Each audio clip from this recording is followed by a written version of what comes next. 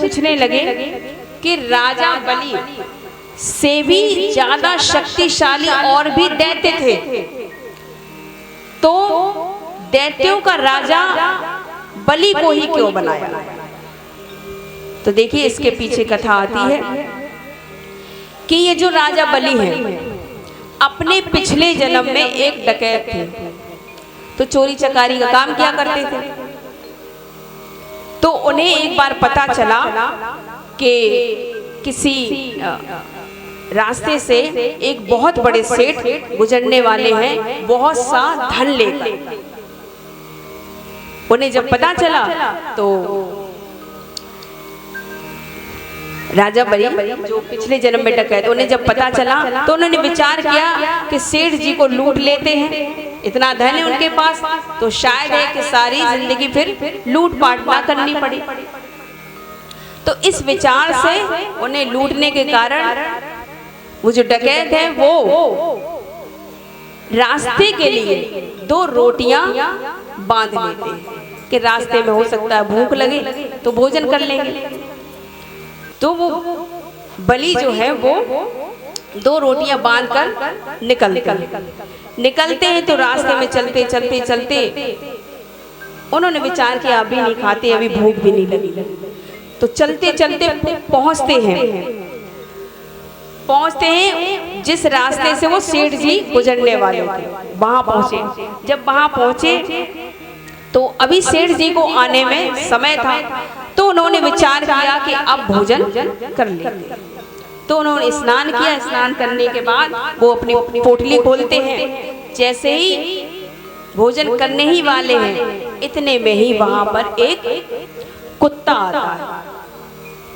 कुत्ता आता है तो कुत्ता बड़ी जोर को उसे भूख लगी थी, तो वो रोटियों की ओर देखने लगा।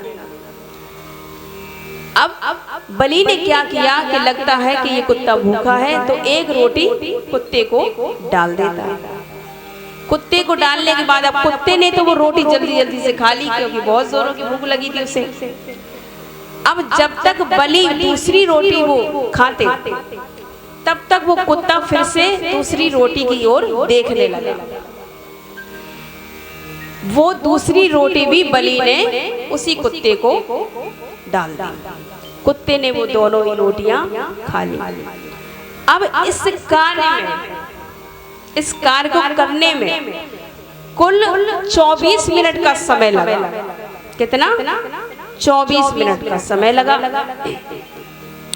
अब उसके बाद उन्होंने वही अपनी जिंदगी में चोरी चकारी लूटपाट यही किया। उनका अंत समय आया। अंत समय आने के बाद फिर वो यमराज जी के पास पहुंचे। तो यमराज जी ने पूछा चित्रगुप्त जी से, बताओ कि इन्होंने कितना पाप किया और कितना पुण्य किया। तो देखिए वहां समय रहता है, समय के हिसाब से आपको दंड मिलता है। तो जब पूछा तो चित्रगुप्त जी कहते हैं कि वैसे तो इन्होंने सारी जिंदगी कोई अच्छा कार्य किया नहीं, सिर्फ अपनी जिंदगी में सिर्फ 24 मिनट का जो समय है, एक भूखे को रोटी खिलाई, एक अच्छा काम किया। तो यमराज जी कहते हैं तो बताओ पहले क्या चाहते हो, अपने पाप का दंड चाहते हो या अपने अच्छे कर्मों का फल चाहते हो? तो उसी रास्ते से देखिए शुक्राचार्य जी जा रहे थे। शुक्राचार्य जी ने कह दिया कि कह दो कि मैं अच्छे कर्मों का पहले फल प्राप्त करना चाहता हूँ। ठीक है, तो क्या करना चाहते हो? कि कह दो कि मैं इंद्र आसन पर बैठना चाहता हूँ। कह दो इंद्र आसन पर बैठना चाहता हूँ। तो वैसे ही कह दिया। अब देखिए इंद्र को समझाया जाता है कि 24 मिनट की बात है, उसके बाद तो फिर आप ही राजा हैं। तो देखिए इंद्र आसन पर जब बिठाने के लिए ले जाया गया तो शुक्राचार्य जी ने कुछ कान में कहा और उसके बाद जो बलि है वो इंद्र आसन पर बैठ गए। जब बिठाला गया उन्हें, तो देखिए इंद्र आसन पर बैठते ही वो भूल गए कि गुरुजी ने मुझसे क्या कहा। अब भूल गए, क्योंकि अब वहां पर पहुंचकर ये लाओ वो करो, अप्सराओं से कहा नृत्य करो, ये करो, बस इसी में लग गए। अब शुक्राचार्य जी दूर से देख रहे हैं, कह रहे हैं कि क्या कहा था मैंने इससे करने के लिए और ये क्या कर रहा है। तो देखिए एक छोटा सा कंकड़ पड़ा हुआ था, पत्थर, तो वो उठाते हैं शुक्राचार्य जी और जोर से फेंक कर मारते हैं। जैसे ही फेंक कर मारा तो याद आता है बलि को कि गुरुजी ने मुझसे कुछ करने के लिए कहा था। तो तुरंत खड़ा होता है, गुरुजी को बुलाता है, गुरुजी इधर आइए, हाथ में जल दीजिए। हाथ में जल देते हैं। अब राजा बलि कहते हैं कि 3 लोग 14 भुवन का इस समय कौन राजा है? बलि, मैं हूं। तो वहां सभी जो उपस्थित है वो कहते हैं अभी 10-12 मिनट के लिए तो तुम ही हो, उसके बाद पता नहीं। तो ठीक है, इस समय तो मैं राजा हूं। हाँ तुम ही हो।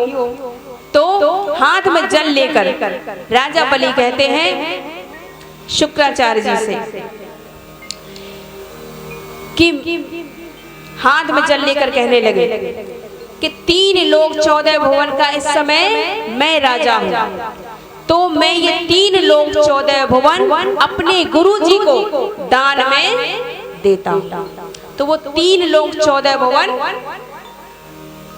किसके पास आया? अब शुक्राचार्य जी के पास आया तो दैत्यों के पास आया।